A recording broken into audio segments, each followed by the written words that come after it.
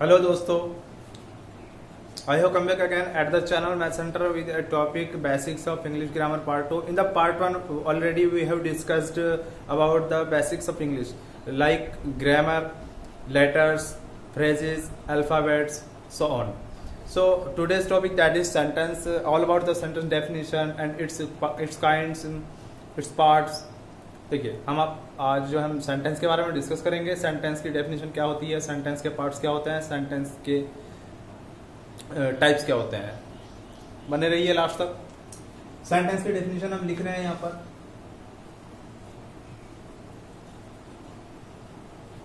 A group of the words, बहुत बढ़िया से हम आपको इसको समझाएंगे। A group of the words arranged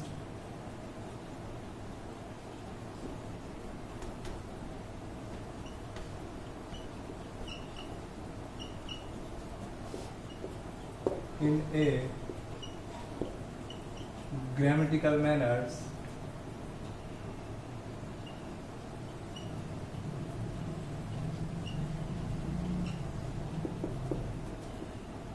grammatical manner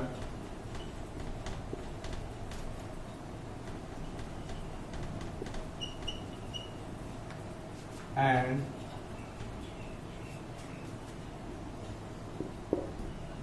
it makes a complete sense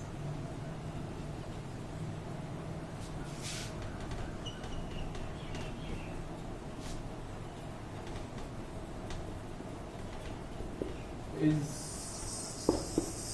said to be a sentence। ठीक है, ये सेंटेंस की डेफिनेशन हमने लिखी है सामने आपके। ठीक है, एग्जांपल में लिख रहा हूँ तो इसको समझा दूंगा। A boy is playing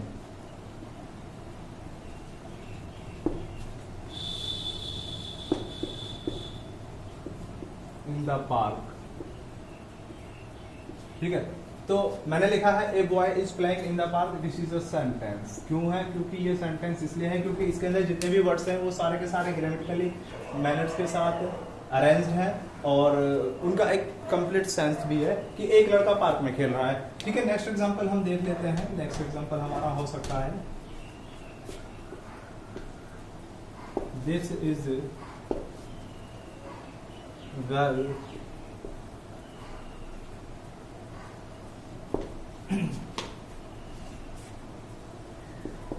at home not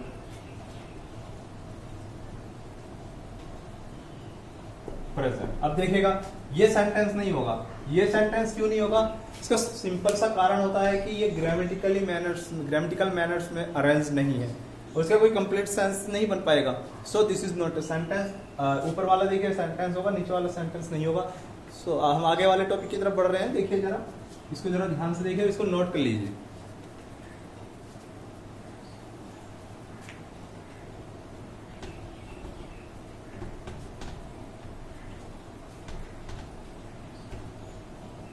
मतलब यह है कि सेंटेंस वो होता है जिसका पूर्ण भाव होता है और ग्रुप होता है वर्ड्स का ग्रुप होता है और उसका पूर्ण भाव होता है, वही एक सेंटेंस होता है।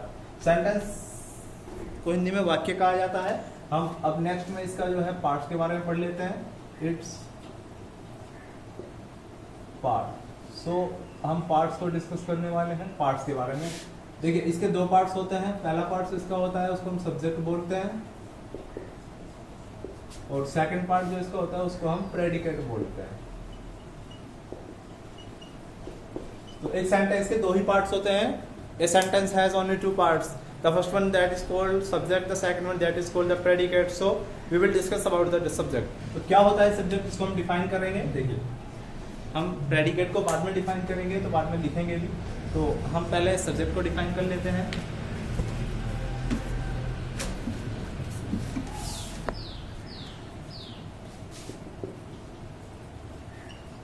the parts which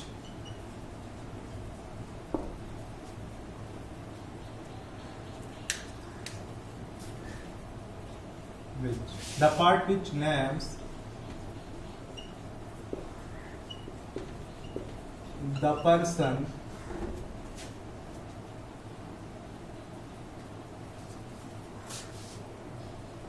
or thing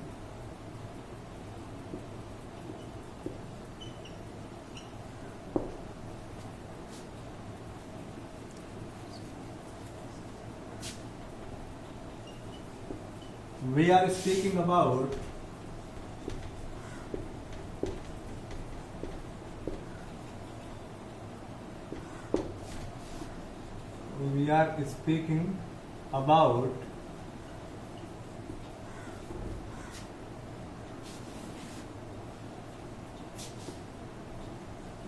is called the subset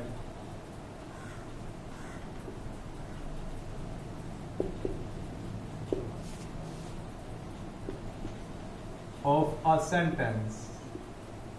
ठीक है, सब्जेक्ट जो होता है उसकी डेफिनेशन ये बन जाती है। ठीक है, इंटरेस्टिंग वे में देखिए आप इसको, the part which names the person or thing we are speaking about is called the subject of a sentence। यहाँ कॉमा भी आएगा। ठीक है, मतलब सेंटेंस का वो वाला पार्ट होता है जिसमें किसी थिंग्स या किसी पर्सन्स के बारे में हम बात कर रहे होते हैं, उसको हम सब्जेक्ट कह देते हैं। जैसे हम यहाँ पर एग्जांपल ले लेते हैं, एग्जांपल हम थोड़ा अच्छे से हम समझा देते हैं आपको। जैसे एक सेंटेंस में लिख देता हूं, जैसे my father is fond of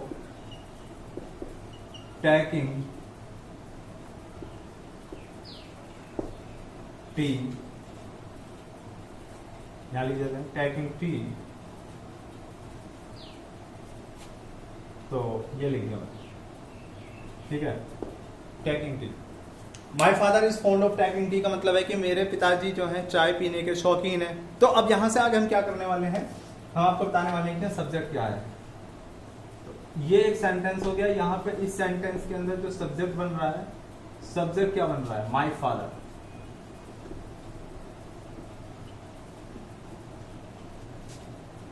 my father, my father. तो यही ये सब, क्योंकि हम किसके बारे में बात कर रहे हैं, हम बात कर रहे हैं माय फादर, अपने पिताजी के बारे में। इस सेंटेंस में बात हो रही है पिताजी के बारे में, वही सब्जेक्ट हो जाएंगे। चलो एक एग्जांपल और देखते हैं। एग्जाम्पल तो हम कई ले सकते हैं, नो प्रॉब्लम।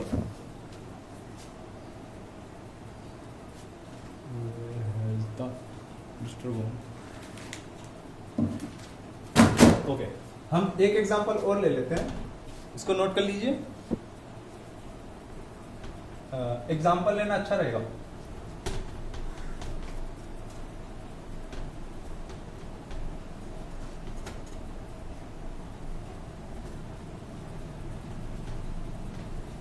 सबसे वही है कि बेसिक टर्मिनोलॉजी है, इनको जानना जरूरी होता है। चलिए नेक्स्ट एग्जांपल हम ले लेते हैं, example number 2।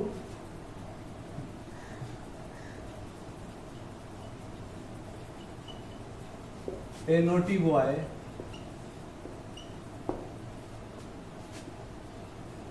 was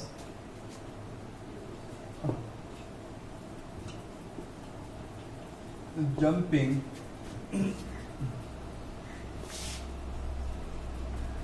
on the bench।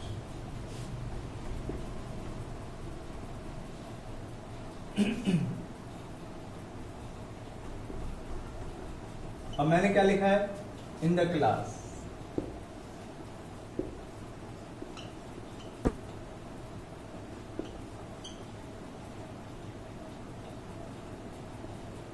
चलिए यहाँ पर देख लेते हैं। A naughty boy was jumping on the bench in the class. Class के अंदर एक शरारती लड़का जो है बेंच के ऊपर जंपिंग कर रहा है, कूद रहा है ना। तो किसके बारे में बात हो रही बच्चों, ए नोटी बॉय। तो सब्जेक्ट क्या बन गया यहाँ पे, सब्जेक्ट हमारा है ए नोटी बॉय। यही तो सब्जेक्ट होगा, क्योंकि हम किसके बारे में बात कर रहे हैं, ए नोटी बॉय, मतलब एक शरारती लड़का। एक शरारती लड़का है, वो उसके बारे में बात हो रही है। This is the subject. So अब आते हैं अपने नेक्स्ट टॉपिक की तरफ। Next topic that is the predicate. बने रहिए, देखते रहिए, कुछ भी मिस नहीं करना है, सबको देखते रहिए।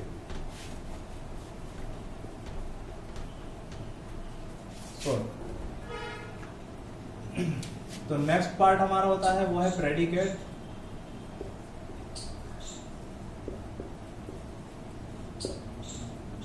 Predicate.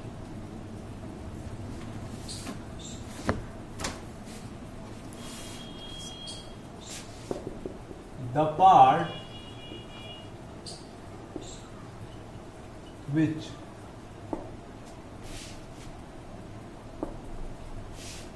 tell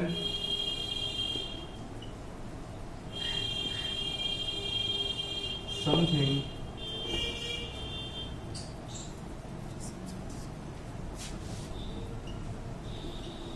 about the subject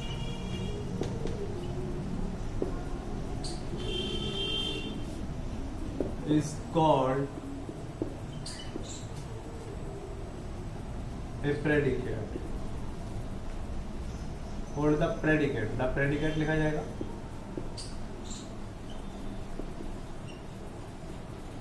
of a sentence.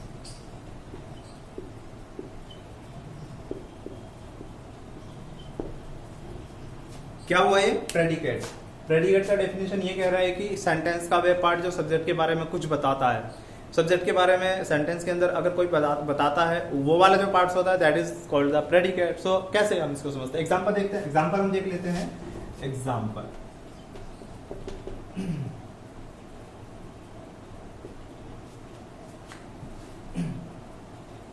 My friend is flying a kite। अब बच्चों ध्यान दीजिए, सब्जेक्ट तो वो है जिसके बारे में बात हो रही है, सब्जेक्ट हमारा माय फ्रेंड हो गया, लेकिन यहाँ पर हमारा फोकस किस पे है? प्रेडिकेट पर है। अब किसी सेंटेंस के अंदर सब्जेक्ट होता है और प्रेडिकेट दो ही पार्ट्स होते हैं, तो अगर सब्जेक्ट को हम अलग कर दे तो बाकी जितना पार्ट्स बच गया वही क्या हो जाता है? प्रेडिकेट हो जाता है।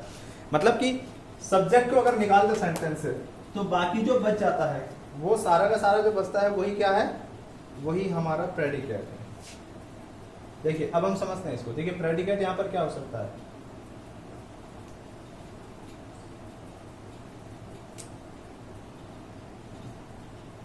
सो सॉरी, ठीक है, यहां से और यहां तक इस फ्लाइंग ए काइट, पतंग उड़ा रहा है, दिस इज द प्रेडिकेट। ये पूरा का पूरा है प्रेडिकेट। तो हम यहाँ पर बता सकते हैं ये पूरा का पूरा ही क्या है? प्रेडिकेट है। यहाँ पर हम एरो से मतलब हम लिख भी देंगे कि दिस इज द प्रेडिकेट।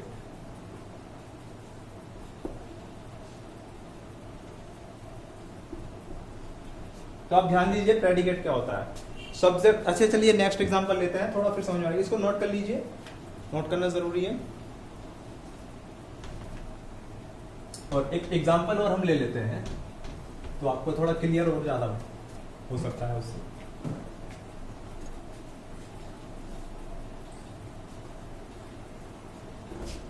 ठीक है, जैसे हमने एक एग्जांपल और लिया, एग्जांपल नंबर 2 हम ले लेते हैं।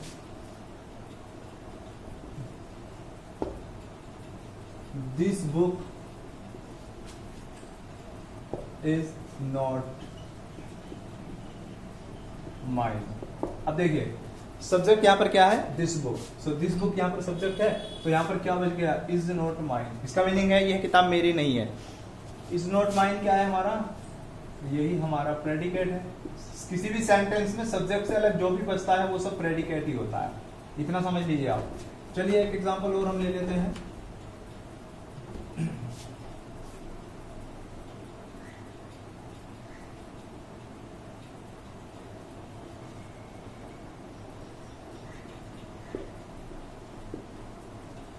I have seen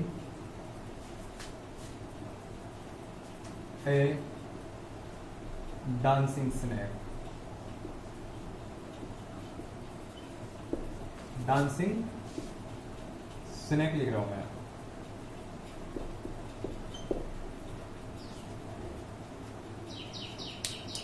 I have seen a dancing snake। क्या मतलब है? मैंने एक नाचता हुआ सांप देखा, ये मतलब है इसका। अब देखिएगा इसमें बात किसके बारे में हो रही है? मेरे खुद के बारे में बात हो रही है, मैं अपने बारे में बता रहा हूं। देखिएगा ये सब्जेक्ट है, यहां पर सिर्फ और सिर्फ सब्जेक्ट है तो वो आई है, ये तो सब्जेक्ट है। और यहां से यहां तक ये पूरा का पूरा क्या है?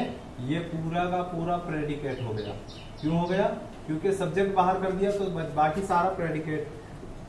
सेंटेंस के 2 ही पार्ट रहते हैं, सब्जेक्ट, सब्जेक्ट का दूसरा पार्ट जो बच जाता है वो सब प्रेडिकेट। तो उम्मीद करता हूँ ये आपको खूब समझ में आ रहा होगा सब्जेक्ट प्रेडिकेट। चलिए हम नेक्स्ट टॉपिक की तरफ बढ़ रहे हैं। Next topic that is the kinds of the sentence. चलिए देखते हैं।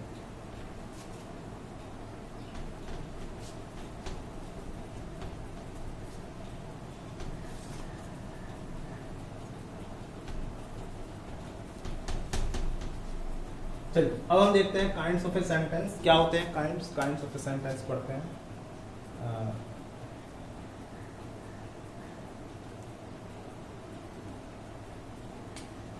तो इट्स पार्ट्स हम मिटा देते हैं, हम लिख देते सीधा इट्स काइंड्स। तो सेंटेंस के काइंड्स होते हैं, कितने होते हैं लिख देते हैं। देयर आर 4 काइंड्स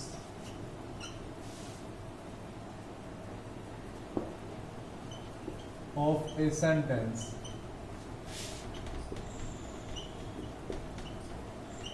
तो सेंटेंस के कितने काइंड्स हो गए? टोटल 4 काइंड्स हो गए। ठीक है, क्या हो सकते हैं 4 काइंड्स बता देते हैं। नंबर फर्स्ट असर्टिव सेंटेंस होता है पहले नंबर पे। नंबर सेकंड इंट्रोगेटिव सेंटेंस हो जाते हैं। इंट्रोगेटिव नंबर सेकंड पे interrogative.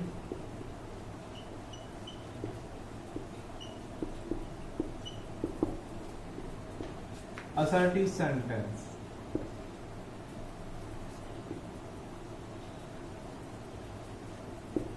Next is interrogative sentence and next is imperative sentence.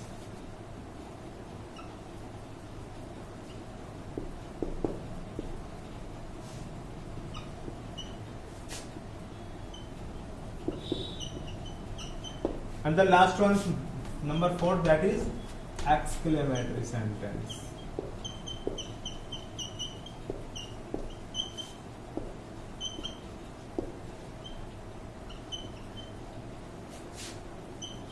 चलिए इस वीडियो में यहीं तक। नेक्स्ट वीडियो में मैं ये काइंड्स जो हैं इनको डिटेल्स में डिस्कस करूंगा, और इसके बाद जो हमारा नेक्स्ट टॉपिक होगा बच्चों वो मैं आपको डिस्कस करूंगा पार्ट्स ऑफ द स्पीच।